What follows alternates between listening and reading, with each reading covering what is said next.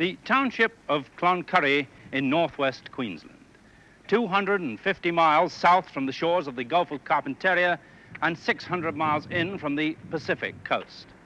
A long way from anywhere, whichever way you measure it. And yet, in its way, this is a capital city, a capital of hope. For over 100 years, this township has lived on hope, has grown on it, and has grown sick on it. The hope that one day they would build the railway from Normanton, 260 miles to the north. The hope that one day the copper mines would start producing again as once they produced richly around the end of the First World War.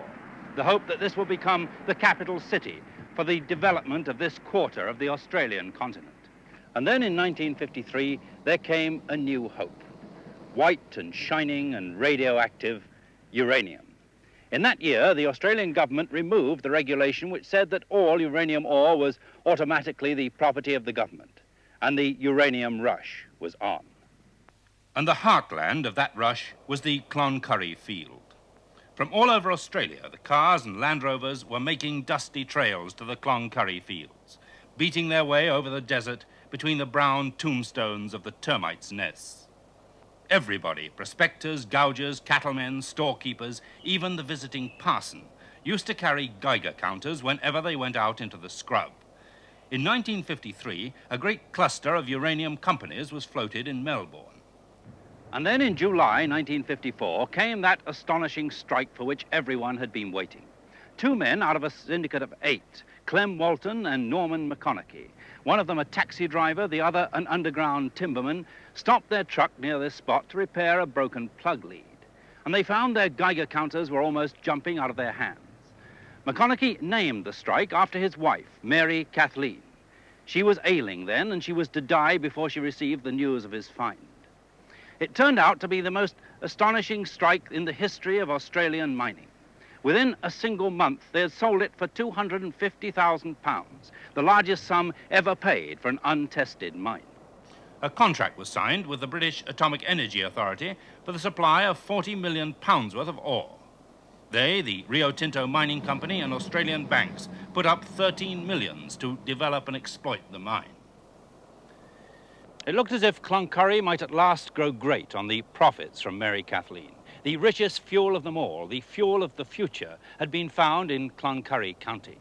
And this was mining with a difference, mining with money in your pocket, the contract already signed, and no doubt there'd be other contracts to come.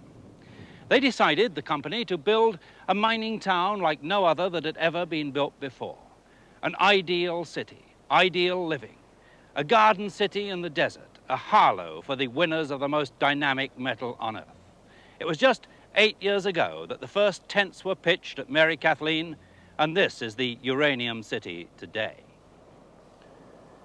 Never before had a few hundred Australian outback miners and their families been so planned for and so pampered as these. The town itself is laid out as if for some festival of Australian living.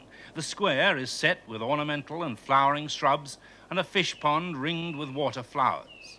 There are picnic tables under the shade of the spreading ghost gums and hanging lanterns and cropped grass.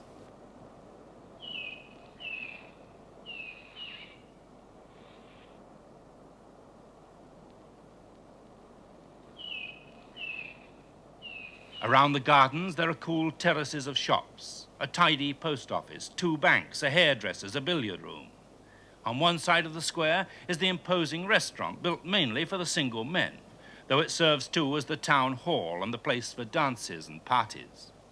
And where else in the bush would you find such a swimming pool, Olympic size, tiled to 12 inches below the waterline, and a wading pool for the children?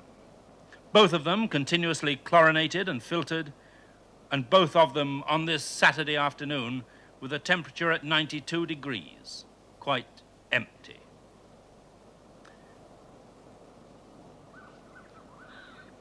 And look at the bowling green, phenomenon indeed in this dry, harsh and far-off place. The turf uncannily thick and smooth and cared for, as if the flannelled players had only a moment ago stepped into the pavilion. Apart from 2 or 3 executive homes, the rest are identical in design, differing only in the number of bedrooms. £2.10 a week for a 2-bedroomed house, £3 a week for a 3-bedroom one. And at that price, you may wonder why there's no one sitting in the chairs and why there's no food in the fridge. There's dust, certainly, in the hospital, and some of the desks are stacked in the schools. There are no drinks in the beer garden, and the shelves of the company store, which once carried £60 worth of supplies for every man, woman, and child in the town, they're empty too. But the trees are trimmed, the grass is mown, the water of the swimming pool is clear and clean, and even the family pets are still here, chirpy and well fed. It's as if we'd arrived on the day of the annual outing, or as if some aboriginal piper had only this morning charmed them all away across the trackless country. One thing is certain, the people are gone.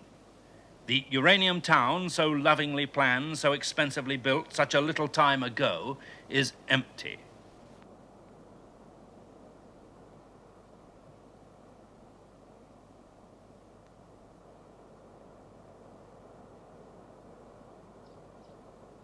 And in the hills, a few miles from the town, the treatment plant is empty too.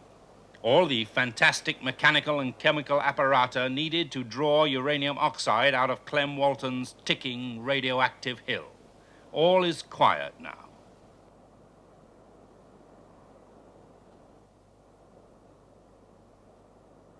For in fact, this whole plant stopped working on a September day in 1963.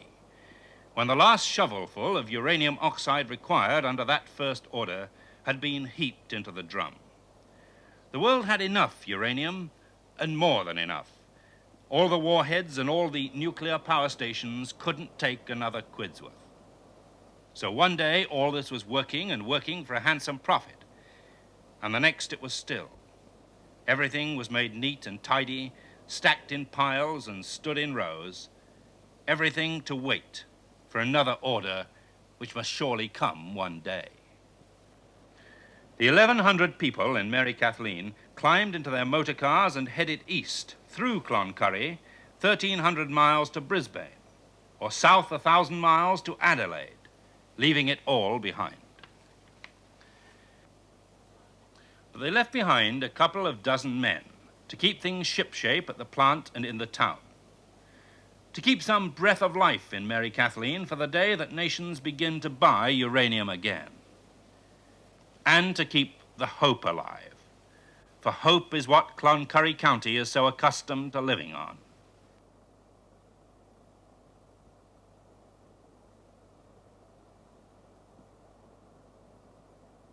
And there is still hope left in that hole in Walton's hill, that neatly carved hill over there.